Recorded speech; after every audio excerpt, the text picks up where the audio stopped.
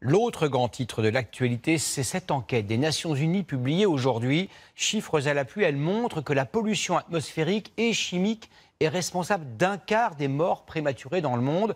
Les gaz d'échappement, les fumées d'usine, nous le savions depuis longtemps, mais les particules fines se cachent aussi là où on les attend le moins, notamment dans les transports en commun. Florence Lecnec et Corinne Chevreton. Tout est là, inscrit noir sur blanc sur cette bandelette. 24 heures de prélèvement sur les quais de la station de métro Saint-Charles à Marseille. Plus ça va être foncé, plus on va avoir prélevé de particules et donc l'accumulation de particules crée cette tache plus sombre.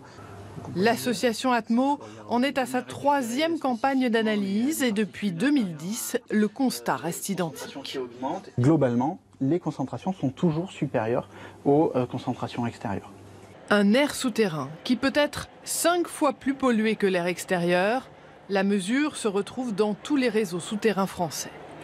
Des données relevées en 2015 permettent d'ailleurs de constater qu'à Lyon, Paris, Lille, Toulouse ou Marseille, la concentration en particules fines outrepasse largement les limites, 80 microns par mètre cube, selon les données de l'OMS.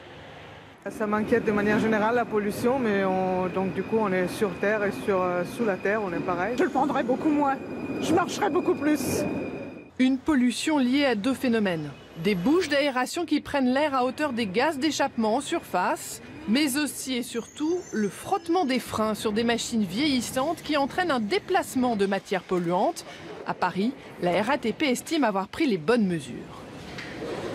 Sur les matériels roulants, qui sont la cause principale de génération de poussière ou de particules, donc maintenant on développe un freinage électrique à 100%. Donc moins de friction, donc moins de dégagement de particules. Et puis on a un plan d'investissement à venir de 45 millions d'euros pour développer des ventilateurs. Mais cette pollution a-t-elle un impact sur la santé ? C'est difficile à dire parce qu'on manque de données qui nous permettent de faire cette comparaison entre la pollution du métro et la pollution extérieure. Les 26 000 salariés exposés chaque jour dans les métros français méritent sans doute des études plus systématiques de l'air qu'ils respirent.